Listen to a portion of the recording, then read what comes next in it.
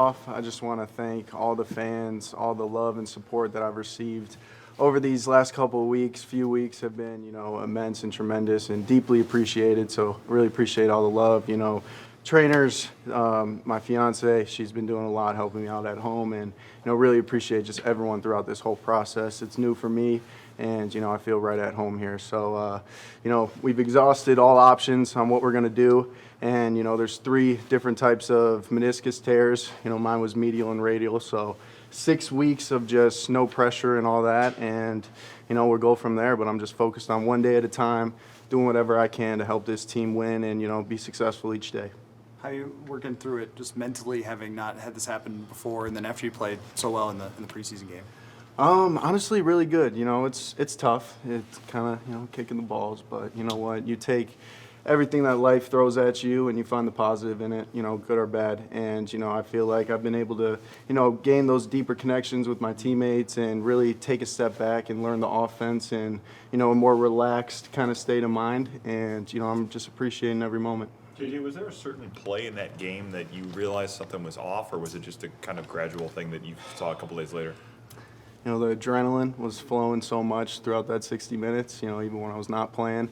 I really didn't feel it until the next day, when my knee started to buckle going down the stairs, and I was like, I should get this checked out. So, yeah, it was just Monday. That's when we decided, to get the MRI, and that's what the results showed, that medial and radial tear. Did you go back and think about when it could have happened or watch tape, or do you want to know, or like? I mean, there's a few different plays that, I thought it could have been then, but there's not one in particular that I really could point out and say, yeah, this is when it happened. As you were walking down the steps, and it buckles, did you process in that moment, like, something might be really messed up here? Yeah, because, I haven't really felt that before. I've had contusions and bone bruises and all that, but, feeling the instability within my knee, I just wanted to play it safe and play the long game and understand, I could be a tough guy and toughen it out and, try to grit out that first start that I was going to get in Cleveland. But, at the end of the day, what's best for this organization and this team is me making smart decisions, especially early on in my career. And, that was one of them, to just, let's figure this out befefore a landmine goes off in my knee. So with that said, were you shocked at when they told you what it was? Extremely shocked. Yeah. Like, did you just think it was like a bruise or something, or what did you think? Yeah, I thought it was a bruise. I thought, at most it could have been a strain somewhere, but when they told me like it's a pretty serious tear, that was taken away by that. Sam Darnold says he sees you and you're looking at books and reading books, and we asked the playbooks. He said, "What playbooks plus I think more he reads." Yeah. What is it that you're reading? Well, with my ADHD, I read a lot of books at once. So I'm reading 3 right now. The Invention of Yesterday by Tamim Ansari, A New Earth by Eckhart Tolle, and Stay Sane in an Insane World by Greg Harden. And those are just all books that, really kind of helped me throughout this process of, trying to strengthen this.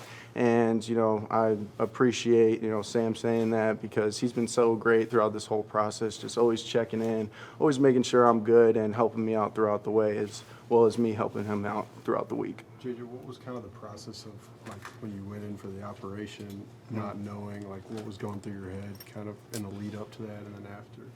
It was really just, take it one day at a time. It was tough, that initial, week of just understanding, I'm going to be out for a while. But, it's just, I'm not going to sit here and sulk and, think about, woo me and worry about the past. And I'm just going to focus on how I can get better in other ways in my life. And, that's what I've been doing every day. And I'm seeing a lot of growth in a lot of different areas. And, yeah, I'm just attacking it each day. And that's all I'm worried about.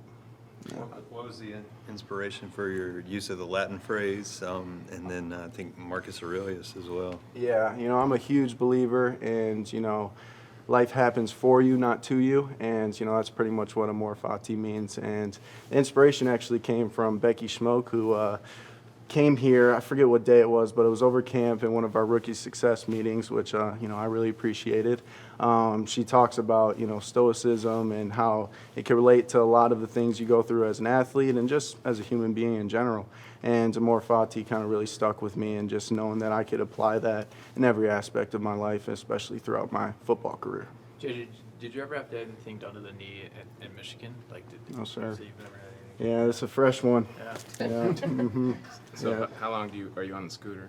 And has that been Yeah, a the- plus in a weird way? Has it been fun to be on? It has been, you know, those crutches. I've appreciated the crutch work because, Yeah. as quarterbacks, we don't Shoulder, really yeah. get to work out the buys and tries. So, but yeah, the cafeteria. I'm sure you guys been there and see how far it is. That's not fun on crutches. So it's nice Is scooting it true around that on you thing. crashed into O'Connell's wall, or is that a little bit of... It is true. Oh. And you got a little bit blown out of proportion Yeah. here. I was just backing up, like put it in reverse Terry, and I just rammed right into the door frame. A little paint chip, but nothing serious. It needs So, the yeah. beep beep coming out of it. Yeah, exactly. Yeah, we were thinking about clown horns and stuff. As far as what you can learn in this Mm-hmm. first year, I mean, I guess what is your approach to trying to take everything you can from Sam and also Kevin with how the scheme works?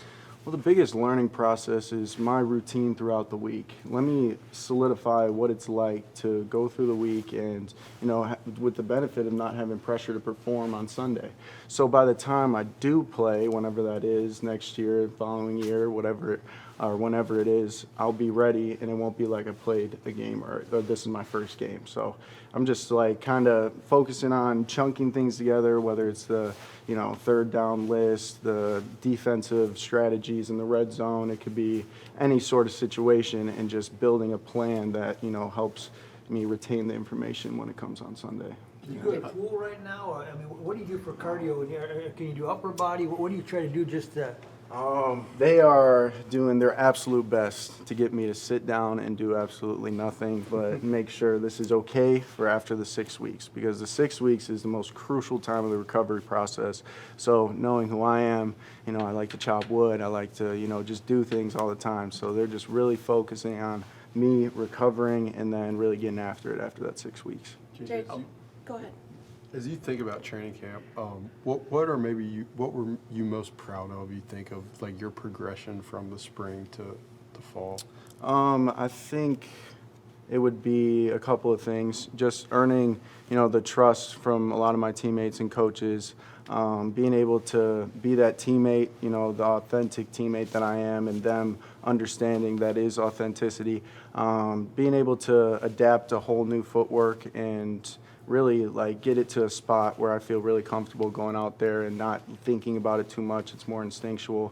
And then just getting a better grasp of the offense, because it slows down once you're not, thinking of a million things or how to say the play call. So all those little things that I worked on over the summer really paid off as camp went on. JJ, you mentioned like building relationships with your teammates and obviously still spending a ton of time around the building. I'm just curious if you've been able to glean anything, even just organically, from some of the vets who have maybe been through injuries or had to rehab. So I was actually having a hibachi night with Ginkles, invited a lot of us over, and David Questenberry told me he hurt his foot. I forget what the injury was, but he broke his foot his rookie year, and said, a vet came up to him, and this is going to be, your redshirt year, so enjoy it. And that's what he told me. So I'm really just, focusing on just making sure I learn so much mentally that when I go out there, it's going to take care of itself. JJ, when you talk about finding the positives in situations like this, is that hard? Not really, because, just me standing here in front of you guys is a positive. Me being able to see you guys, me being able to breathe. So there's a lot of different ways that you can find the truly amazing things that we overlook in life in times like this, because, just being able to walk is like such a blessing, and I don't know that unless I don't have it. So just going through stuff like that has been, kind of what I've been doing. Just to clarify, you said when your knee buckled, that was on the stairs of your house? Yes, sir. And then that was the day after the game? Yeah, 2 days that after? was the day after, and then pretty bad Monday. Monday is when you felt it. So then that's when you told them about it? Yeah. And then JJ, just to clarify, when you wake up from the surgery, that's like the first time you know that I'm done for the year. Yeah, you go into it, and it could be 4 to 6 weeks, or it could be 6 to 8 months. So you find out if you got a brace on your leg post-surgery or you don't. So there was a... So what was the first thing you thought when you saw the brace? Some profanity, I don't want to say that. I was definitely upset, that's for sure. Yeah. Was the 4 to 6 week surgery an option? Like, aren't there multiple surgeries you could undergo? Yes, you could, but then you risk later on in your career having bone-on-bone issues, and nobody wants that. Even post-career, it's just like, you know, at the end of the day, you want to be able to be as healthy as possible. And, you know, Dr. Larson and his team did a fantastic job of making the proper decision. And, you know, I trust them with my career, and, you know, it's going great so far. Who'd you lean on, like, in that moment when you woke up, see the brace? Like, who's the first person? You know, my fiance, for sure. You know, we've been together since I was 15, so we've been through a lot. And then obviously everyone here, you know, Coach O'Connell, my teammates, Coach McCown, Coach Udinsky, Coach West, obviously the boys in the room. But, yeah, just everyone is so, like, you know, it feels like home here. It really does. It's hard to describe it. But, you know, they've been just truly awesome, and I can't thank them enough. You knew there was a chance, like, even if without an injury, that you might not play this year? It could have been a redshirt type Say year that anyway? first part one more You time. knew there was a chance, even if there was no injury, that you might not play. You just sort of Yeah. see how it goes. Did you have a hunch, like, after your camp, were you feeling like, I'm ready for this? Or did you not think that way? Honestly, yeah. I felt like, you know, as camp progressed on, my confidence, you know, kind of evolved. Yeah, I felt like I was ready to perform and help this team win in any way I could. And, you know, yeah, it sucks not getting that, you know, opportunity to start a game or two before, you know, that decision is made. But you know what? It just happened, and you got to roll with the punches. JJ, the last year, I mean, really, it's been something. I mean, Michigan and Yeah. national championship, and coach suspended, all that went with that to now. Can you put that into words, just the last year of your life and all that's happened? Roller coaster, that's for sure. But a lot of learning moments, a lot of experiences that I could, you know, put on my tool belt and, you know, help me through these times. And, you know, I'm just grateful for everything that's happened to me, good or bad. And yeah, I'm excited to see what the future holds, because, you know, there's something special in this building brewing. And, you know, I believe Coach O'Connell when he says it, because I'm excited to see those boys get after him on Sunday. It's gonna be JJ, when fun. you think about the on-field time you'll miss from this, what do you do to make up for that? Just trying to get caught up for going back into next year? Yeah, it's just making sure mental reps are, you know, of utmost importance, whether it's VR, being out there on the field and just really, you know, hearing the play call, saying it, going through like all those mental mechanics you go through every single snap.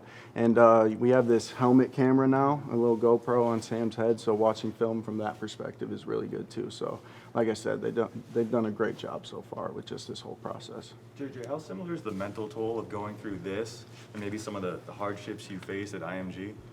I would say, you know, I have a lot of support around me, you know, a lot of resources, you know, a lot of people that, you know, truly, genuinely care, and it means a lot, and it's definitely making this process a whole lot smoother. TJ, how excited are you to watch Sam? So excited. I mean, I've watched him since I was, you know, just picking up football, I think, in middle school. I think, yeah, he's kind of old. He's not that old. Yeah, he's not at all, but I just like giving him crap. But I'm so excited because, you know, the guy works so hard. He's so talented. He's had such a, you know, amazing journey this far into his career, and I feel like it's just about to start because, you know, he's done a lot of good things, put it on tape this camp, and I can't wait to, you know, for him to show the world.